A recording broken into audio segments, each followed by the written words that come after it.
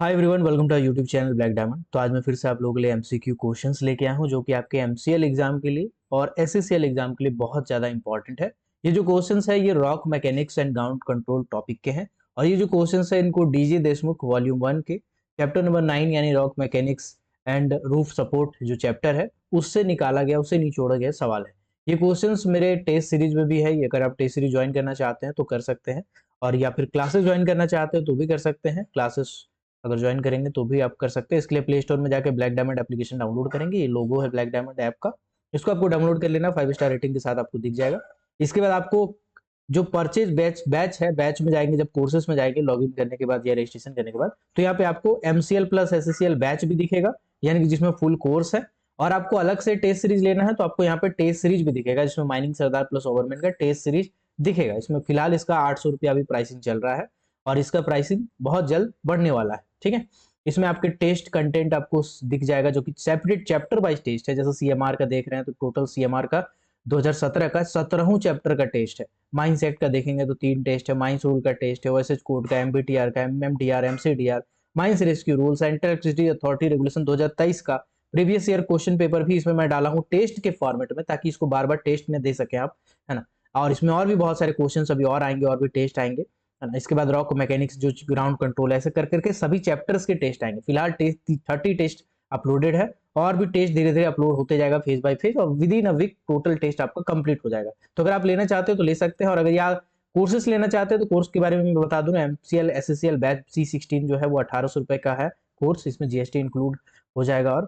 और इसमें कंटेंट में जाएंगे तो आपका पूरा चैप्टर मिल जाएगा। अभी आपका जितना भी chapter, MT volume 3, MT volume 2, MT volume 1, कुछ डेमो वीडियोस भी होंगे जिसको आप फ्री में देख सकते हैं। माइंस एक्ट है, माइंस रूल है, ओएसएच कोड है, सीएआर है, एमबीटीआर है, माइंस रेस्क्यू रूल है। मिसलेनियस टॉपिक बहुत सारे ऐसे होते हैं जिससे एग्जाम में क्वेश्चन पूछे जाते हैं और आपको नहीं पता होता, जैसे माइन क्लोजर प्लान है, सैम्पलिंग, अंडरग्राउंड मशीनरी है ना, एसिड माइन ड्रेनेज एब्रीविएशन है, बहुत सारा ऐसे डाटा रिलेटेड क्वेश्चन है, बहुत सारे ऐसे फैक्ट ऑफ सेफ्टी है। तो बहुत सारे ऐसे टॉपिक है जिससे रिलेटेड क्वेश्चन एग्जाम में पूछे जाते हैं और आपको नहीं पता होता है, तो ऐसे क्वेश्चंस आपका सिलेक्शन छुटवा सकता है ना। इसके बाद आपका एमएमडीआर है, एमसीडीआर है, इससे भी क्वेश्चन आता है लेकिन आप कभी पढ़े नहीं होते हैं, इसलिए आपका क्वेश्चन छूट जाता है। सीएमआर तो सर्कुलर के साथ अपडेटेड है। इसमें टेस्ट वही वाला टेस्ट जो इसमें दिखाया मैं अलग से, वो कोर्स में आपको टेस्ट इंक्लूडेड मिलेगा। कोर्स में अलग से आपको टेस्ट नहीं लेना है। जीके जीएस के भी टॉपिक इसमें है। एमसीक्यू प्रैक्टिस वीडियो भी आपको मिल जाएगा अगर आपके पास कम टाइम है। अगर आप कम टाइम में रिवीजन करना चाहते हैं तो सीधा एमसीक्यू प्रैक्टिस वीडियो उठाइए, चैप्टर वाइज एमसीक्यू खोलिए। जैसे ओएसएच कोड का देखना है तो ओएसएच कोड का एमसीक्यू खोलिए और देखते जाइए। उसमें एमसीक्यू क्वेश्चन हम लोग क्लास में, लाइव क्लास में प्रैक्टिस किए हैं और आगे भी बहुत सारे टॉपिक का कर चुका हूं, और कुछ भी टॉपिक का और भी बचा है तो उसका भी मैं करूंगा। तो लेना चाहते हैं बैच तो जल्दी ले लीजिए, ऑफर है। इसके बाद मैं क्लोज करूंगा बैच, चूंकि लास्ट लास्ट में आप आएंगे, आप ला के ले तो लेंगे कोर्स, लेकिन आपका सिलेक्शन हो ना हो इसकी गारंटी नहीं होती। इसीलिए मैं अभी कुछ टाइम के बाद ये क्लोज कर दूंगा, ज्वाइनिंग जो है वो क्लोज कर दूंगा, है ना। चलिए अब आते हैं डायरेक्टली एमसीक्यू क्वेश्चन पे। तो प्रीवियस क्लास में हम लोग कुछ एमसीक्यू क्वेश्चन इसका डिस्कस किए थे, rock mechanics and ground control का। अब हम लोग कुछ आगे के क्वेश्चंस भी डिस्कस करने वाले हैं। ठीक है, चलिए ओके। चलिए जैसे ये क्वेश्चन है, ये क्वेश्चन बोला गया है। सबसे पहला क्वेश्चन है, a method of controlling subsidence to ensure uniform movement of the surface is called. ये वीवीआई क्वेश्चन है, बहुत बार एग्जाम में आपका पूछा जा चुका है कि अगर आप सब्सिडेंस को कंट्रोल करना चाहते हैं तो इसके लिए इनमें से कौन से मेथड का इस्तेमाल आप करेंगे। Hydraulic mining, harmonic mining, open cast mining, drift mining. तो बेसिकली इसका जो आंसर हो जाएगा वो हो जाएगा hydraulic harmonic mining. Harmonic mining क्या होता है मैं आपको समझाता हूँ। जैसे सबसे पहले हार्मोनिक माइनिंग में हम करते क्या है, तो हार्मोनिक माइनिंग में हम लोग बेसिकली केविंग मेथड जैसा इस्तेमाल कर रहे हैं ना, उसी तरह से हम लोग सेम आपका सपोर्टिंग मेथड का इस्तेमाल करते हैं, स्टोइंग मेथड का इस्तेमाल करते हैं। मतलब हम कोई भी मेथड यूज करें, हम लॉन्ग वाल यूज करें, हम बोडल पिलर मेथड का इस्तेमाल करें, हम रोमन पिलर मेथड का इस्तेमाल करें, ठीक है, हम कोई भी मेथड का इस्तेमाल करें, हमको साथ ही साथ वेस्ट फिलिंग, वेस्ट फिलिंग मतलब जैसे आपका हो गया कि जितने भी वेस्ट फिलिंग है माइंस के, या वर्कशॉप में जो वेस्ट फिलिंग पाए जाते हैं, या जो टेलिंग्स होते हैं, है ना, या सैंड ऐश के जो पॉन्ड्स होते हैं, जो ऐश होते हैं, तो ये सब चीज हम इस हार्मोनिक माइनिंग में मतलब बेसिकली पीछे भरते चले जाएंगे। जैसे ओपन कास्ट में रिक्लेमेशन करते हैं, बिल्कुल इसमें भरते चले जाएंगे और हम आगे बढ़ते चले जाएंगे, जिसको बोलते हैं हम लोग हार्मोनिक माइनिंग। तो इससे क्या होता है, हमारा जो सब्सिडेंस है वो कंट्रोल वे में होता है, हमारा सब्सिडेंस कंट्रोल हो जाता है। ठीक है, अब अगला क्वेश्चन है, for surface with multi storeyed पक्का बिल्डिंग, जिसको कैटेगरी 1 में रखा जाता है, the safe cover with caving is, क्या होगा इसका आंसर। जिसमें क्या है, टी का मतलब क्या है, बेसिकली टी का मतलब है थिकनेस ऑफ कोल से। ओके चलिए तो ये क्या पूछ रहा है मैं आपको समझाता हूँ। जैसे मान के चलिए कि आप एक सरफेस के ऊपर में खड़े हैं, पेड़ लगा दिए, एक आदमी खड़ा कर दिया, मतलब आप एक सरफेस के ऊपर खड़े हैं, ठीक है। सरफेस से कुछ जो नीचे जमीन पे एक दूरी होगा, मान लीजिए एक्स दूरी है ये, ठीक है, एक्स डिस्टेंस है। एक्स डिस्टेंस पे या एक्स मीटर डेप्थ पे एक गैलरी चल रहा है, गैलरी मतलब अंडरग्राउंड माइंस चल रहा है। तो हम कब मानेंगे कि हमारा ऊपर का ये जो लेयर है, ये जो हमारा पूरा बीच बीच का जो लेयर है, इसको हम सेफ कवर कब मानेंगे? तो सेफ कवर ऐसा है कि कुछ ऐसे मिट्टी होते हैं, जैसे क्या होता है मैं आपको बता रहा हूँ। जमीन में आप जब जाओगे ना तो आपको कुछ अलग अलग टाइप के लेयर मिलेंगे। जैसे सबसे पहले क्या मिलेगा, सबसे पहले आपको ह्यूमस मिलेगा। ह्यूमस क्या होता है? ह्यूमस बेसिकली होता है जो आपके पेड़ पौधे होते हैं, जानवर होते हैं, जब ये मर जाते हैं तो इनकी इन ये सड़ गल के एक मिट्टी जैसा, काला मिट्टी जैसा बन जाती है, इसको ह्यूमस कहते हैं। ये सबसे ज्यादा उर्वरक होता है और इसमें सबसे ज्यादा खेती किया जाता है, हमारे लिए बहुत अच्छा होता है, हमारे एग्रीकल्चर के लिए बहुत अच्छा होता है, ठीक है। उसके बाद उसके नीचे जाएंगे तो उसके नीचे आपको मिलता है सॉइल। सॉइल क्या होता है? जो मिट्टी होते हैं, जो अलग अलग प्रकार के, जनरली 6 प्रकार के भारत में पाए जाते हैं, जैसे ब्लैक मिट्टी, एलुवियल मिट्टी, है ना, रेड सॉइल जो लाल मिट्टी पाई जाती है ना। तो ये सब जो होते हैं ये आपके सॉइल कहलाते हैं। जो कि मिट्टी होता है इसमें उर्वरक होता है, ये भी आपका उर्वरक होता है, इसमें भी हम खेती बाड़ी कर सकते हैं, पेड़ पौधा लगा सकते हैं। इसके बाद हमारा क्या होता है? रॉक और सॉइल के बीच में कौन होता है, मतलब कुछ कुछ ऐसे छोटे छोटे चट्टान होते हैं, इसी को टूट टूट के मिट्टी बनती है, यानी सॉइल बनता है। इसको हम लोग क्या बोलते हैं? इसको बोलते हैं सब सॉइल। क्या बोलते हैं इसको? सब सॉइल बोलते हैं। सब सॉइल के अब नीचे आप जब जाओगे तो सब सॉइल के नीचे आपको मिलते हैं रॉक, अलग अलग टाइप के रॉक मिलते हैं या रॉक के लेयर मिलता है, ठीक है, जिसको हम लोग आपका मैसिव डिपॉजिट भी कह सकते हैं। तो ये अलग अलग टाइप के लेयर पाए जाते हैं। तो कुछ लेयर हमारे लिए कोई काम के नहीं होते। अगर ह्यूमस का हम मान के चलिए, ह्यूमस का लेयर अगर हम बात करें, ह्यूमस का लेयर कहीं पे 10 मीटर भी हम जमा कर देंगे ना तो ये हमारे लिए सेफ कवर का काम नहीं कर सकते हैं, क्योंकि ये बहुत ही कमजोर होते हैं। इसी तरह से जो सॉइल होता है, मिट्टी होता है, मिट्टी का लेयर कितना भी बड़ा क्यों ना हो, कितना भी ऊंचा क्यों ना हो, हमारे लिए कोई काम का नहीं है। हमारे लिए काम का होता है सब सॉइल एंड रॉक्स। तो सब सॉइल और रॉक का जो लेयर होता है, इस लेयर को मिला के हम लोग बोलते हैं सेफ कवर। जितना भी मोटा हमारा सबसेल सब सॉइल या कवर होगा, रॉक होगा, उसकी मोटाई को हम लोग सेफ कवर बोलते हैं कि हाँ ये जो है ये हमारे लिए सेफ है। अब हम माइनिंग करेंगे तो ये हमारा धसेगा नहीं, टूटेगा नहीं, फटेगा नहीं, इसी को बोलते हैं सेफ कवर। तो ये पूछा गया कितना मीटर टी मतलब थिकनेस ऑफ जो सिम है कितना ज्यादा रहेगा, तो उस केस में हम लोग क्या क्या इस्तेमाल करेंगे मैं आपको समझा देता हूँ सिंपल भाषा। जैसे एक बिल्डिंग है, ठीक है, पेड़ लगा दिए एक जमीन में। मान लीजिए एक मल्टी स्टोर्ड बिल्डिंग है, मतलब 2 तल्ला 3 तल्ला कोई बिल्डिंग है, ठीक है, जिसको पक्का बिल्डिंग बोलते हैं, सीमेंट उमेंट से गथ नहीं करेगा, मतलब कुल मिलाकर पड़िए 2 तल्ला 3 तल्ला कोई बिल्डिंग है, ठीक है। तो उसके नीचे में कोई भी तो डेप्थ होगा, डेप्थ से हमको कोई मतलब नहीं है। उसमें हम लोग कितना सेफ कवर रखेंगे? अगर उसके नीचे हमको माइनिंग करना है कहीं पे, मान लीजिए यहाँ पे हमारा गैलरी है, ठीक है, यहाँ पे हमारा गैलरी है, ये गैलरी, तो सेफ कवर कितना रखेंगे? बी जो है हमारा सेफ कवर दर्शा रहा है, तो सेफ कवर कितना रखेंगे, कितना मीटर कितना मोटा सेफ कवर रखेंगे? तो सेफ कवर डिपेंड करता है अलग अलग बातों पे, ठीक है। सेफ कवर डिपेंड करता है अलग अलग बातों पे, है ना, अलग अलग मेथड पे, कि हम किस मेथड से इस्तेमाल कर रहे हैं।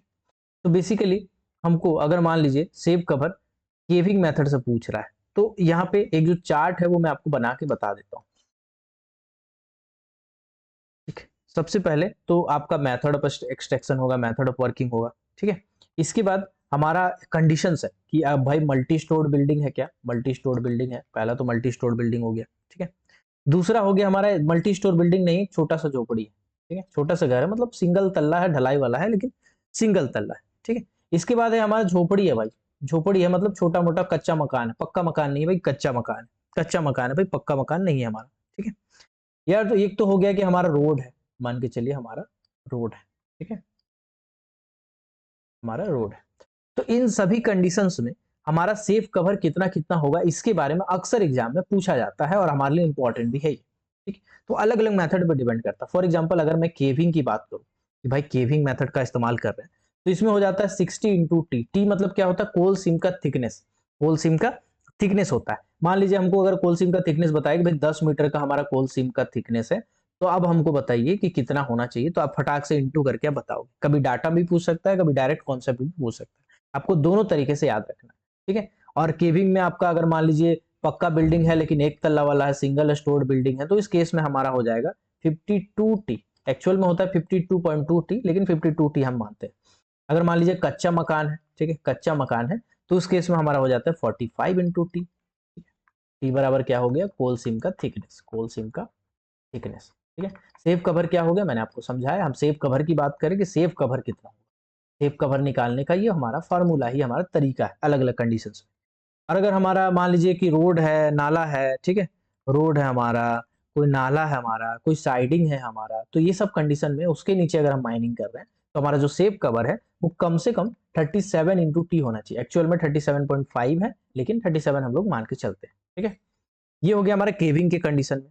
फिर हमारा हो गया कि मान के चलिए हम हाइड्रोलिक सैंड स्टोइंग से कर रहे हैं। ठीक है, हाइड्रोलिक सैंड स्टोइंग मतलब पानी भी डाल रहे हैं उसमें और बालू भी डाल रहे हैं, हमारा गीला टाइप का स्टोइंग है। ठीक है, हमारा गीला टाइप का स्टोइंग, वो तो हमारा हाइड्रोलिक सैंड स्टोइंग। एक होता है हमारा जिसको हम लोग हार्मोनिक माइनिंग में जो दूसरा इस्तेमाल करते हैं उसको हम लोग बोलते हैं ड्राई स्टोइंग। क्या बोलते हैं, ड्राई स्टोइंग बोलते हैं, ड्राई पैकिंग बोलते हैं। ठीक है, बेसिकली ये हमारा जो श्रिंकेज स्टॉपिंग वगैरह होता है, मेटल माइंस होते हैं, उसमें हम लोग जनरली इस्तेमाल करते हैं, या फिर जहाँ पे सब्सिडांस होता है उस जगह पे, सब्सिडांस के खतरे होते हैं उस जगह पे हम लोग इसका इस्तेमाल करते हैं। तो ड्राई स्टोइंग भी हमारा एक डाटा हो जाता है। ठीक है, बाकी तो स्प्लिटिंग स्प्लिटिंग वाला हमारे लिए उतना इंपॉर्टेंट नहीं है, नहीं पूछता कभी, लेकिन हमारा दो तीन जो कॉलम है हमारे लिए बहुत ज्यादा जरूरी है। ठीक है, तो इसमें हो गया आपका 90, इसमें हो गया आपका 7.5 इंटू टी, इस सॉरी इसमें हो गया आपका 6.8 इंटू टी। ये आपको डाटा याद रखना पड़ेगा, इसका कोई उपाय नहीं है, ये डाटा आपको याद रखना पड़ेगा। कॉन्सेप्ट याद रखिए और डाटा को रटिए या तरीका से बनाइए, आपका याद हो जाएगा। ठीक है, 4T और 3.5T। ठीक है, अब आप एक चीज गौर कीजिए, अगर हम केविंग कर रहे हैं ना, अगर हम केविंग कर रहे हैं तो देखिए हमको बहुत ज्यादा सेफ कवर का जरूरत पड़ रहा है बाबू, दिख रहे हैं, बहुत ज्यादा सेफ कवर का जरूरत पड़ रहा है। अगर हम वही हाइड्रोलिक सैंड स्टोइंग कर रहे हैं ना तो हमको थोड़ा सा कम सेफ कवर का जरूरत पड़ा, 95T, देख रहे हैं। अगर हम मान लीजिए ड्राई पैकिंग कर रहे हैं तो हमारा ड्राई पैकिंग ना बहुत ज्यादा मजबूत होता है। जो हम हार्मोनिक माइनिंग वगैरह करते हैं, जिसमें हम बताएं आपको, हार्मोनिक माइनिंग में सूखा मटेरियल डालते हैं, जैसे पत्थर डाल दिए, पत्थर तो मजबूती होगा भाई, है? पत्थर ही दीवार को सपोर्ट कर रहा है, तो ये हमारे लिए बहुत मजबूती हो गया। ठीक है, या फिर हम ऐश डाल दिए हैं, या फिर हम कुछ मजबूत चीजें डाल दिए हैं, है ना, तो हमारा सैंड नहीं है, बेसिकली सैंड अगर ड्राई फॉर्मेट में डाले हैं तो ये हमारा ड्राई स्टोइंग हो जाता है। ये हमारे इसके लिए हमको सेफ कवर कम भी रहेगा तो चल जाएगा। ठीक है, तो ये डाटा आपको दिमाग में रखना है, कॉन्सेप्ट भी दिमाग में रखना है। अब इसी से बनेंगे कुछ क्वेश्चंस, जो रैंडम क्वेश्चंस आपको दिख रहे हैं, ये आपका इसी से आंसर हो जाएगा इसका। ठीक है, जैसे अगर मैं इसकी बात करूं तो यहाँ बोला गया मल्टी स्टोर्ड बिल्डिंग है, केविंग मेथड से काम कर रहे हैं, तो बताइए कैसा होना चाहिए। तो मल्टी स्टोर्ड बिल्डिंग है तो आपका और केविंग से काम कर रहे हैं तो 60 × T the correct answer. Okay, ये जो क्वेश्चन है बार बार अलग अलग एग्जाम में पूछा हुआ क्वेश्चन है, इसलिए इसको याद रखिएगा। ये अगला क्वेश्चन पूछा है, बताइएगा इसका आंसर अगर आप बता सकते हैं तो। 1 स्टोर बिल्डिंग मतलब एक तल्ला बिल्डिंग है, भले पक्का बिल्डिंग है लेकिन एक तल्ला बिल्डिंग है। उसके नीचे में, यानी कि एक तल्ला बिल्डिंग है सरफेस पे, उसके नीचे में कहीं पे तो हमको माइनिंग करना है, कहीं पे तो हमको माइनिंग करना है। तो इसके बीच में डिस्टेंस, डेप्थ जो है वो हम डेप्थ की बात नहीं कर रहे हैं, बहुत बार बार ध्यान दीजिएगा, हम बात कर रहे हैं सेफ कवर की। सेफ कवर मतलब कुछ ऐसे चट्टान होते हैं जो स्टार्टा को थाम के रखते हैं, मजबूती प्रदान करते हैं रूप को। ऐसे सेफ कवर की मोटाई कितनी होनी चाहिए, तो ये सेफ कवर की मोटाई निकालने के लिए हमारा जो कोल सीम का थिकनेस होगा, मान लीजिए 10 मीटर है तो 10 मीटर को इंटू कर देंगे हम, जो भी यहाँ पे हमारा सेफ कवर इस मैटर में आ जाएगा। तो यहाँ पे हमारा सेफ कवर आपका आ जाएगा 52 × T, तो 52 को हम इसे इंटू कर देंगे, यानी 520 मीटर का कम से कम ऐसे सेफ कवर, यानी सेफ डाटा मतलब जो रॉक है या सब सॉइल है, इसका मोटाई कम से कम 520 मीटर होना चाहिए। ऐसे करके हम कैलकुलेट करते हैं। ठीक है, चलिए अगला हम कैलकुलेट करके आपको दिखाते हैं। ये देखिए अगला क्वेश्चन है आपके सामने, बोला गया मान के चलिए कहीं कच्चा मकान है या टैंक रखा हुआ है, पानी वानी का टंकी रखा हुआ है, तो उस केस में हमारा सेफ कवर कितना होना चाहिए अगर हम केविंग मेथड का इस्तेमाल कर रहे हैं तो। ठीक है, तो हम आपसे क्या पूछे, हम आपको बोले कि मान के चलिए एक कच्चा मकान है, जैसे आप सरफेस में एक छोटा सा बिल्डिंग नहीं, कच्चा मकान बना, एक झोपड़ी है आपका। ठीक है, इस झोपड़ी के नीचे कोई भी डेप्थ हो हमको उससे कोई मतलब नहीं है, डेप्थ से हमारा सेफ कवर का कोई मतलब नहीं होता है, दिमाग में यही बात रखिएगा। ऑप्शन भी आपको देगा ऐसा ही कि आपको डेप्थ एकदम बड़ा बड़ा दिखाएगा। इसके नीचे अब मान लीजिए गैलरी है, आप माइनिंग कर रहे हैं, है ना, कोई भी मेथड से माइनिंग कर रहे हैं, कौन सा मेथड से माइनिंग कर रहे हैं, केविंग मेथड से माइनिंग कर रहे हैं। ठीक है, अब बोला गया है कि भाई इसके ऊपर में सेफ कवर कितना होना चाहिए। सेफ कवर मतलब इसके ऊपर में कुछ तो ऐसे चट्टान होंगे जो बहुत मजबूत होंगे हमारे लिए, जो हमारे लिए सुरक्षा कवच प्रदान कर रहे होंगे। इस सेफ कवर की हमको थिकनेस पूछी गई है कि भाई कितना होना चाहिए। तो हम सबसे पहले देखेंगे कि ये कच्चा बिल्डिंग है, चलो ठीक है कच्चा बिल्डिंग है, सी टाइप में आ गया होगा। इसके बाद देखेंगे सेफ कवर किसका पूछा है, केविंग मेथड में। तो कच्चा बिल्डिंग है बाबू, और हमको क्या पूछा गया है, केविंग मेथड में पूछा गया है, तो इसका हो जाएगा 45 इंटू टी। ठीक है, अगर मान लीजिए सेब कोल सीम का थिकनेस हमको दिया रहता और हमको कैलकुलेट करके एग्जैक्ट थिकनेस बताना रहता सेब कवर का, ठीक है, कोल सीम का अगर मान लीजिए हमको थिकनेस दिया रहता कोल सीम का 10 मीटर मान लीजिए, ठीक है, ये हमारा कोल सीम का थिकनेस रहता और हमको बोलता बताओ सेब कवर कितना है, सेब कवर टोटल बताओ, हमको कैलकुलेट करके डाटा दिया रहता मान लीजिए, तो हम क्या करते हैं 10 मीटर इंटू, हम देखते कौन सा मेथड से इस्तेमाल कर रहा है और कौन सा बिल्डिंग बिल्डिंग है, तो देखें कच्चा बिल्डिंग है तो कच्चा बिल्डिंग आपका सी कैटेगरी में आ गया, तो 45 इंटू टी यानी 45 इंटू 10 यानी कि 410 मीटर, 450 मीटर। मतलब ये जो सेब कवर की मोटाई होगी, थिकनेस होगी, जो मोटाई होगी, है ना, ये आपका 450 मीटर का होना चाहिए, तभी जाके आप माइनिंग कर सकते हैं इस पर्टिकुलर मेथड से। इसको बोलते हैं सेब कवर। ये क्वेश्चन बहुत एग्जाम में पूछे जाते हैं, इसलिए इसको आपको थोड़ा सा ज्यादा फोकस करना है। ठीक है, चलिए अब इसमें अलग अलग कैटेगरी का मैं क्वेश्चन बना दिया हूँ, आते हैं आगे। अब देखिए बोला गया है कि जब हम एक्सट्रैक्शन कर रहे होते हैं स्प्लिटिंग में, तो पिलर से, स्प्लिटिंग और पिलर क्या होता है, बेसिकली हमारा मान लीजिए जो पिलर होता है, इस पिलर को हम 4 अलग अलग हिस्सों में डिवाइड कर देते हैं। जब हम डिप्लरिंग कर रहे होते हैं तो हम इसको 4 अलग अलग हिस्सों में डिवाइड कर देते हैं। तो क्वेश्चन आपका ये नहीं है, क्वेश्चन ये है कि जब आप डेवलपमेंट कर रहे थे, आप डेवलपमेंट कर रहे थे बाबू, तो जब डेवलपमेंट कर रहे थे तो डेवलपमेंट करने के बाद डिप्लरिंग शुरू करेंगे आप, ठीक है, डिप्लरिंग शुरू करेंगे, तो डिप्लरिंग के पहले समझिएगा ये क्वेश्चन कैसे घुमा रहा है आपको, कह रहा है डिप्लरिंग से पहले आप कितना परसेंट कोयला काट लेते हैं पिलर का। आपसे डायरेक्ट पूछा है क्या ऐसा कि कितना परसेंट कोयला काट लेते हैं डिप्लरिंग से पहले, पूछा है? नहीं पूछा, नहीं पूछा है। आपसे पूछा है कि भाई स्प्लिटिंग अगर आप करना चाहते हैं उससे पहले कितना परसेंट कोयला काट ले, तो जनरली डेवलपमेंट को मिला के स्प्लिटिंग को मिला के हम लोग 40% कोयला काट लेते हैं किसी भी पिलर का। उसके बाद जो कोयला बचता है उसको हम स्प्लिटिंग करके निकालते हैं, स्प्लिटिंग करते हैं, स्लाइसिंग करते हैं और धीरे धीरे उसको निकालते हैं। तो बेसिकली स्प्लिटिंग क्या होता है, हमारा एक पिलर है जिसको हम जनरली 4 या 6 बराबर हिस्सों में बांट लेते हैं, इसी को हम स्प्लिटिंग कहते हैं। ठीक है, इसमें हमारा स्प्लिट गैलरी बनता है और हमारा फिर हाइटेनिंग का काम होता है। ठीक है, हाइटेनिंग हमें 1.5 से मीटर तक ऊपर तक जाते हैं, तो इसका आंसर हो जाएगा 40%। तो क्वेश्चन को ध्यान से समझने वाली बात है। चलिए अब आते हैं आगे। ये क्वेश्चन बोला गया है for every 60 metre of extra cover in pillar splitting, अगर हम 60 मीटर एक्स्ट्रा चले जाएंगे पिलर स्प्लिटिंग में, ठीक है, तो उस केस में बोला गया है कि extra cover of pillar plate the percentage of coal left should be increase by, तो परसेंटेज ऑफ लेफ्ट जो 1% बेसिकली बढ़ जाता है जब हम कभी भी 60 मीटर, हर 60 मीटर पे जब भी हम एक्स्ट्रा 60 मीटर पे पिलर स्प्लिटिंग करते हैं तो 1% हम कोयला जो है ज्यादा छोड़ते चले जाते हैं, छोड़ते चले जाते हैं। ठीक है, छोड़ते चले जाते हैं, जस्ट अ सेकेंड। चलिए, तो बेसिकली हम बताते हैं कि 1% आपका ज़्यादा छोड़ना पड़ता है, मतलब स्प्लिटिंग जैसे जैसे आप 60 हर 60 मीटर आप नीचे चले जाते हैं, एक्स्ट्रा कवर पे चले जाते हैं, तो आपको ज़्यादा छोड़ना पड़ता है, 1% छोड़ना पड़ जाता है, 1% एक्स्ट्रा छोड़ना पड़ जाता है। मतलब पहले पहले आप 40% तक कट कर चुके थे, उसके बाद आप स्प्लिटिंग कर रहे थे तो ज़्यादा जो भी 60% में जो भी स्प्लिटिंग और स्लाइसिंग कर रहे थे उसमें कट कर रहे थे, लेकिन जैसे जैसे आप नीचे चले जाएंगे 60 मीटर एक्स्ट्रा कवर पे चले जाएंगे, बेसिकली 1% आपका कोल ज़्यादा छोड़ना पड़ जाएगा। कंप्रेसिव स्ट्रेंथ ऑफ कोल पूछा गया यार, कंप्रेसिव स्ट्रेंथ ऑफ कोल, देखिए ये क्वेश्चन जो है वो आपके लिए तो पता नहीं जरूरी है कि नहीं जरूरी है, लेकिन basically compressive strength of coal आपको याद रखने की चीजें हैं। 2.25 kg पर mm स्क्वायर पर मिलीमीटर स्क्वायर इसका कंप्रेसिव स्ट्रेंथ हो जाता है कोल का। ठीक है, कोल का स्ट्रेंथ अगर आपसे पूछेगा कंप्रेसिव स्ट्रेंथ का तो ये आपका हो जाता है ये वाला डाटा। ठीक है, फिर कभी कभी ना आपसे सैंडस्टोन का भी हो सकता है पूछ दे, सैंडस्टोन का भी मैं बता देता हूँ। अगर कभी सैंडस्टोन का पूछ देगा भाई, सैंडस्टोन का ना क्रशिंग स्ट्रेंथ पूछता है, क्रशिंग बोलो कंप्रेसिव बोलो एक ही चीज हो गया।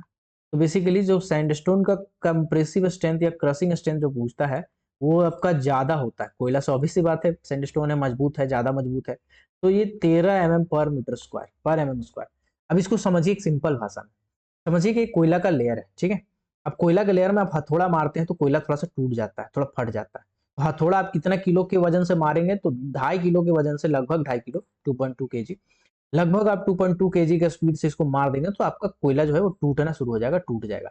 लेकिन यही वाला अगर सैंडस्टोन है और इसको आप 2 किलो से मार रहे हैं तो उसको कोई फर्क नहीं पड़ेगा, इसको कम से कम 13.5 किलो का वजन से मारना पड़ेगा तब जाके टूटेगा। इसको एक सिंपल साधारण शब्दों में समझ सकते हैं आप याद रखने के लिए। ठीक है, चलिए, सैंडस्टोन का भी पूछता है और इसका भी पूछता है। ठीक है, और एक बार कभी कभी ये पूछता है यार, एक बार बेसिकली ये पूछता है कि कौन सा ज्यादा रिलायबल है, कौन सा ज्यादा रिलायबल स्टोन नहीं है, जैसे सैंड है, सैंडस्टोन है ना, सेल है, में रिलायबिलिटी के बारे में पूछता है। ठीक है, जैसे सेल क्या होता है, सेल आपका बहुत ही कमजोर होता है, सेल कभी भी टपक के गिर जाता है और इसका कोई गारंटी नहीं होता, इसीलिए इसको बोलते हैं मोस्ट अनरिलायबल। ऐसे शब्द का इस्तेमाल किया जाता है, एक आध बार एग्जाम में भी क्वेश्चन पूछा है। ठीक है, इसको मोस्ट अनरिलायबल बोला जाता है और ये वार्निंग ही नहीं देता है, गिरने से पहले कोई वार्निंग नहीं देता, इसलिए इसको धोखेबाज कहा जाता है ना। इसको बोलते हैं हम ट्रेचेबल, ट्रेचेरियस, ट्रेचेरियस मतलब खतरनाक, खराब, बेकार, घटिया, फालतू आदमी। तो ये सेल, सेल क्या है हमारा, सेल एकदम फालतू चीज है, पता ही नहीं चलेगा कब गिर गया टपाक से। अभी हम जा रहे थे उधर से, टन टून कर रहा था, अभी अचानक से गिर गया। तो ये हमारा सेल है। सैंडस्टोन क्या है, सैंडस्टोन हमारा वार्निंग देता है भाई। हम सैंडस्टोन अगर देखेंगे तो सैंडस्टोन क्या होगा, पहले कट कट कट कट आवाज करेगा, है ना, ध्यान से सुनेंगे, या उसमें हम टॉर्च मार के देखेंगे तो हमको क्रैक दिखेगा, हमको होल दिखेगा उसमें, मतलब बेसिकली गैप दिखेगा। ठीक है, ठोक के देखेंगे तो ढप ढुप आवाज आएगा, खोखला आवाज आएगा, तो हम समझ जाएंगे यार सैंडस्टोन के गिरने का समय हो गया है, तो सैंडस्टोन गिर जाएगा। तो ये इनफ वार्निंग देता है, हमको इनफ वार्निंग देता है बिफोर फ्रैक्चर और बिफोर, इसीलिए इसको हम लोग गुड रूफ कहते हैं। इसको क्या कहते हैं, गुड रूफ। अगर आपसे पूछेगा ना which of the following is good roof और एग्जांपल में सैंडस्टोन देगा, तो आपको सैंडस्टोन को टिक मारना है। ठीक है, ये सब डीजे देशमुख का क्वेश्चन करा रहा हूं मैं, तो आपको थोड़ा सा ध्यान रखना है। डीजे देशमुख आप पढ़े तो ऐसा नहीं कि रीडिंग डाल के निकल गए, आपको कुछ पता ही नहीं, ये सब डीजे देशमुख का क्वेश्चन है भाई। मैं तो अभी एक ही गोराई में गया ही नहीं हूँ, एक ही गोराई का भी क्वेश्चन इसके बाद में डालूंगा टेस्ट में।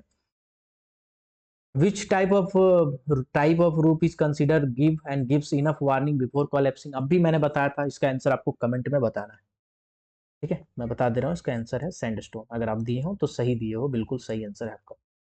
अगला क्वेश्चन है, the crushing strength of sandstone is nearly, sandstone का क्रशिंग स्ट्रेंथ कितना है, तो मैंने आपको बताया 13.5 किलो का हथौड़ा, तो 13.5 इधर सही आंसर है ना। चलिए अगला क्वेश्चन पे आते हैं। अगला क्वेश्चन है, which type of roof is described as treacherous, बेकार, घटिया, फालतू एंड मोस्ट अनरिलायबल। इसका भी आंसर मैंने आपको भी बताया था, इसका आंसर आपको बताना है। कुछ ऐसे टाइप के चट्टान होते हैं जो मोस्ट ट्रिचेरियस और अनरिलायबल कहलाते हैं, वो है आपका सेल। सेल जो है वो कोई वार्निंग नहीं देता, टपाक से गिर जाएगा, आप पार हो रहे हैं आपके माथा में गिर जाएगा टपाक से, तो ये बेसिकली वार्निंग नहीं देता, ये आपको धोखा देता है। आप अभी पार हुए टन टन करके, अगले टाइम में एक आदमी गुजर रहा था, उसके माथे में गिर गया। तो जब कभी भी सेल का रूप रहता है ना, तो हमको आ रहा है एक कॉमन प्रैक्टिस ये होता है कि भाई कोल है, मान लीजिए कोयल है, ठीक है, कोयला से वो चिपका हुआ है, तो हम कुछ मीटर तक छोड़ देते हैं सैंड को, कुछ मीटर तक छोड़ देते हैं, तो उसको टच ही नहीं करते। ठीक है, अगर मान लीजिए हमारा कुछ मीटर तक सैंड है, फिर कोयला है, तो हम सैंड को छोड़ देंगे, कुछ मीटर तक हम सेल को छोड़ देंगे, सेल को, सैंडस्टोन वाली सेल को। तो ये बोला गया है कि सेली रूप अगर रहेगा तो कितना मीटर तक हम इंटैक्ट नहीं करते हैं, टच नहीं करते हैं, छोड़ देते हैं, लीव करते हैं, तो आपका लगभग 60 सेंटीमीटर यानी कि 0.6 मीटर तक का जो दूरी होता है उसको हमको छोड़ देते हैं। और इमीडिएट रूप का भी यही डेफिनेशन, इमीडिएट रूप में भी 60 सेंटीमीटर छोड़ते हैं और इमीडिएट फ्लोर में 30 सेंटीमीटर छोड़ते हैं। सब चीजें याद रखने वाली बात है। इसके बाद बोला गया roof that causes local fall due to 4 से 10 घंटा के अंदर में, तो विड्रॉन उसको हम लोग क्या बोलते हैं। तो बेसिकली क्या है मैं आपको समझाता हूँ।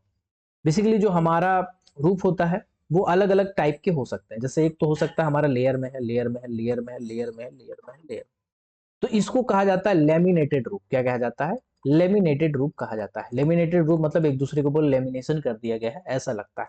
ये हमारा अलग अलग लेयर हो सकता है एक ही चट्टान का, या अलग अलग चट्टान चिपक लेयर बना सकते हैं। ठीक है, तो ऐसे रूफ जनरली जो लेमिनेटेड टाइप के होते हैं, इसमें जब कभी कभी हम सपोर्ट हटा दी, जैसे मान लीजिए सपोर्ट हमारा लगा था, प्रॉप लगा हुआ था, ठीक है, तो इस प्रॉप को हम खोल के ले जाएंगे, तो जनरली क्या होता है हमारा 4 से 10 घंटा के अंदर ये फॉल हो जाता है, गिर जाता है। इसको हम लोग बोलते हैं local fall. Local fall basically surface तक असर नहीं पड़ता है, और इसमें जनरली लोकल फॉल ही होता है 4 से 10 घंटे के अंदर, जहां पे वजन पड़ रहा होता है, अगर वहां का हम सपोर्ट खोल दें तो 4 से 10 घंटे में जनरली वो गिर जाता है। ठीक है, लेकिन अगर ये नहीं गिरा और बहुत बड़ा एरिया तक लेके गिरा, तो उस केस में उसको बोलते हैं मेन फॉल। और मेन फॉल लैमिनेटेड स्ट्राटा में जनरली नहीं देखने को मिलता है, ये देखने को मिलता है मैसिव स्ट्राटा में। ठीक है ना, मैसिव टाइप के स्टार्टर में जनरली देखने को मिलता है हमारा मेन फॉल। मेन फॉल हमारा सरफेस तक असर होता है, सरफेस तक हमारा सब्सिडेंस देखने को मिलता है। ठीक है, बहुत बढ़िया बढ़िया क्वेश्चन है। A roof that stand for long period without warning and result in heavy air blast which is falls. अब इसमें से बोला गया है कि कौन सा ऐसा चट्टान है जो हमको, जो लंबे टाइम तक टिका रहता है और अचानक से गिरता है और एयर ब्लास्ट कंडक्ट कर सकता है। तो मैंने आपको जैसे अभी बताया कि लेमिनेटेड फॉल तो ये हो ही नहीं सकता, लेमिनेटेड फॉल में ऐसी चीजें नहीं है, और सेली रूप में तो कोई गारंटी ही नहीं है भाई कब गिर जाए। तो ये लंबा टाइम तक तो टिकता ही नहीं है। थिन रूफ भी हमारा पतला होने के कारण जल्दी जल्दी गिर जाता है, तो इसका सही आंसर हो जाएगा मैसिव रूफ। यानी कि मान लीजिए बहुत बड़ा चट्टान है और वो चट्टान पे आपका प्रेशर पड़ रहा है लेकिन वो गिर नहीं रहा है, तो एक टाइम के बाद जब अचानक से गिरेगा ना, तो इतना ज्यादा हवा का गति वो जनरेट कर लेता है, इतना ज्यादा हवा का गति कि अगल बगल आदमी को अगर कोई खड़ा है ना, तो उसको उड़ा के दीवार में मार देगा जोर से। एसडीएल बड़ा बड़ा उड़ जाता है भाई, एसडीएल बड़ा बड़ा, एसडीएल एलएसडी उड़ के फेंका जाता है ना? तो आदमी क्या चीज है, अभी आदमी को चोट लग जाएगा, दीवार में टकराएगा तो हो सकता है माथा फट जाए, कान का बार फट जाए, बहुत ज्यादा प्रेशर में पड़ा तो हो सकता है आदमी चिपक जाए दीवार में, कुचल जाए दीवार में, है ना? उसी के ऊपर एसडीएल गिर जाए। तो ये होता है एयर ब्लास्ट। तो एयर ब्लास्ट बहुत ज्यादा घातक होता है, बहुत ज्यादा घातक होता है अगर हमारा मेसी ग्रुप होता है तो इसलिए मेसी ग्रुप जहां पर भी होता है ना, वहां पे हम लोग केबल बोल्टिंग, रूप बोल्टिंग स्टार्ट करते हैं, रूप स्टिचिंग स्टार्ट कर देते हैं, है ना? रूप बोल्टिंग के सहारे तो वो रहता नहीं है, रूप स्टिचिंग के जनरली 12-12 मीटर का हम लंबा होल करके उसको बांध देते हैं, है ना? तो ये सब करते हैं। The sound does give good roof when the tapped with stick. Stick से अगर हम ठोकेंगे तो हमारा साउंड, कौन सा साउंड है जिसको अच्छा माना जाएगा कि हाँ भाई हमारा रूफ जो है वो अच्छा है? Dull sound, dummy sound, hollow sound, ringing sound. Ringing मतलब होता है टन टन जो आवाज करता है ना, उसको रिंगिंग बोलते हैं। हॉलो मतलब खोखला होता है। डमी मतलब होता है टप टुप टप टुप टुप टुप टुप टुप। और डल मतलब हमको पता ही नहीं चलता, थप थप थप थप आवाज आता है। तो बेसिकली जो रिंगिंग साउंड होता है, ये साउंड आपका इंपॉर्टेंट। आप ये सब क्वेश्चन आप देख के लग रहा होगा ये सब क्वेश्चन क्या क्वेश्चन पूछ रहा है मास्टर, ये डीजे देशमुख का डाटा है बाबू, मैं अलग से कहीं से थोड़ी करा रहा हूँ। आप डीजे देशमुख अगर अच्छे से पढ़े फिर भी अगर नहीं बना पा रहे, मतलब आप अच्छे से नहीं पढ़े। चलिए, अब कुछ और भी कॉन्सेप्ट मैं आपको बता देना चाहता हूँ यहीं पे, है ना? क्वेश्चन आगे तो खैर होगा ही। Dummy sound indicate, dummy sound क्या इंडिकेट करता है? तो बेसिकली रूफ जो है हमारा खराब है, खराब कंडीशन में, नीड फॉर सपोर्ट, सपोर्ट की जरूरत है। ठीक है, चलिए, जैसे जैसे यहाँ पे क्वेश्चन है, ये क्वेश्चन क्या था? Testing of roof should be officially stand, officially stand करता है direct under area with the tap, मतलब वो उसके साइड में रहता है, राइट साइड में रहता है। जैसे मान लीजिए एक गैलरी है, एक मिनट, मान लीजिए गैलरी है, तो गैलरी है, गैलरी में आदमी यहाँ खड़ा है, ठीक है, और रूफ यहाँ का खराब, यहाँ का रूफ जो है खराब है। तो अब एक तो हो गया ए साइड, एक को हम बोल देंगे राइट साइड, है ना, मतलब थोड़ा सा ऊपर में। एक हो गया बी साइड, मतलब इसको हो गया हम लोग बोल देंगे लोअर साइड, ठीक है, लोअर साइड या डीप साइड बोल देंगे। तो कह रहा है कि जब हम कभी भी देख रहे हैं कि हमारा जो रूफ खराब है, तो उसका अगर हम ड्रेसिंग कर रहे हैं, ड्रेसिंग मतलब झबली यानी कि झड़ाई अगर हम कर रहे हैं, तो वो हम कहाँ पे खड़ा होकर करेंगे, राइट साइड में कि लोअर साइड में? तो अभी से कॉन्सेप्चुअल क्वेश्चन है, इसमें कोई समझने वाली बात ही नहीं कि राइट साइड में खड़ा होकर हम रूफ को गिराते हैं ताकि वो नीचे गिरे या अपना इधर गिरे। ठीक है, ये क्वेश्चन था। अब एक क्वेश्चन है जो एग्जाम में पूछता है और लोग नहीं बता पाते हैं, वो क्वेश्चन मैं आपको दिखा देता हूँ। विजिबल टेस्ट, वाइब्रेशन टेस्ट, ये सब जो क्वेश्चन है ना, ये बेसिकली रूफ सपोर्ट को कैसे टेस्ट किया जाता है, कैसे जांच किया जाता है ना? टेस्टिंग ऑफ रूफ ऐसा करके आपका जो टॉपिक है, उससे रिलेटेड क्वेश्चन ये पूछा जाता है कि भाई वाइब्रेशन टेस्ट जनरली पॉसिबल कितनी हाइट तक किया जा सकता है? तो बेसिकली 3 टाइप के टेस्ट होते हैं। सबसे पहला टेस्ट होता है विजुअल टेस्ट। रूफ को अगर हमको जांच करना है या साइट को जांच करना है, तो दो, जैसा गैलरी में जा रहे हैं, रूफ और साइट को जांच करने के लिए 3 तरह के टेस्ट होते हैं। सबसे पहला होता है विजिबल टेस्ट, ठीक है, सबसे पहला हमारा विजिबल टेस्ट होता है। दूसरा होता है हमारा हियरिंग टेस्ट। दूसरा क्या होता है? Hearing test. हियरिंग टेस्ट बोलिए या फिर इसको टैपिंग टेस्ट बोलिए, दोनों एक ही चीज है। अब तीसरा जो हमारा टेस्ट होता है, उसको हम लोग बोलते हैं वाइब्रेशन टेस्ट। Vibration test. अब ऐसे क्वेश्चन अगर एग्जाम में आ जाएंगे तो आप समझ ही नहीं पाओगे, जबकि ये डीजे देशमुख का डाटा है, वर्षों से इसमें पड़ा हुआ है। विजुअल टेस्ट का मतलब क्या होता है? मतलब आप एक टॉर्च लेके जा रहे हैं अंडरग्राउंड माइंस में, और आप टॉर्च मार के देख रहे हैं कि कहाँ पे क्रैक है, कहीं पे स्टार्टर का कलर ज्यादा व्हाइट तो नहीं है, कहीं पे पानी का सीपेज तो नहीं है रहे। तो ये सब चीजों जो देख रहे हैं, इसको आप विजिबल टेस्ट कहते हैं। मतलब आंखों से आप देख रहे हैं। कितना हाइट तक इसको पॉसिबल माना जाता है? तो मैक्सिमम आप 5 मीटर तक, मैक्सिमम 5 मीटर हाइट तक आप कर सकते हैं। आपका एग्जाम में ऑप्शन रहेगा, ऑप्शन नंबर 1 रहेगा 3 मीटर। आप बोलोगे गैलरी का हाइट मैक्सिमम 3 मीटर होता है, तो मार दो 3 मीटर, 3 मीटर सही है ना? आपको लगेगा आप सही टिक मार के आए, लेकिन आपका गलत। इससे कोई फर्क नहीं पड़ता है कि आपका हाइट कितना आप रखें। आप जब हाइटेनिंग करवाते हैं, स्प्लिटिंग कराते हैं, तब तो हाइट बढ़ाते हैं ना जी, तब का फिर बताइए। या फिर कहीं रूप फॉल हो गया, गोप बन गया, तो ऐसा थोड़ी है कि फिर उसके नीचे हम सपोर्ट नहीं लगाएंगे या उसको देखेंगे ही नहीं, उसको आंख बंद करके पार हो जाएंगे वहां पे, ऐसा नहीं ना है। तो इसीलिए यहाँ पे 5 मीटर बताया गया है। विजुअल टेस्ट आप 5 मीटर तक देख सकते हैं। इसके बाद एक होता है हियरिंग टेस्ट या टैपिंग टेस्ट, यानी कि एक डंडा लेते हैं, डंडा 1 मीटर का लगभग डंडा रहता है आपका। उस डंडे के एक नोकीला एक पार्ट पे हमारा लोहा लगा होता है, लोहा, है ना? यानी कि आयरन का एक तो कवरिंग रहता है, ठीक है, एक तो रिंग जैसा रहता है।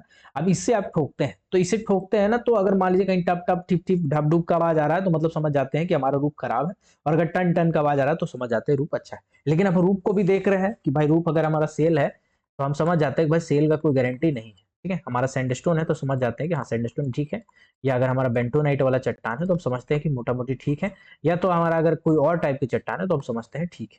लेकिन अगर सेल है तो हमको कोई भरोसा नहीं सेल पे, सेल धोखेबाज, ठीक है।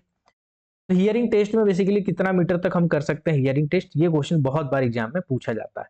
तो बेसिकली बांस का बम्बू से हम लोग टेस्टिंग करते हैं, जिसके आयरन में आगे में आयरन स्टूड लगा रहता है, ये हम 2.5 मीटर तक कर सकते हैं, 2.5 मीटर तक हम इसका टेस्टिंग कर सकते हैं।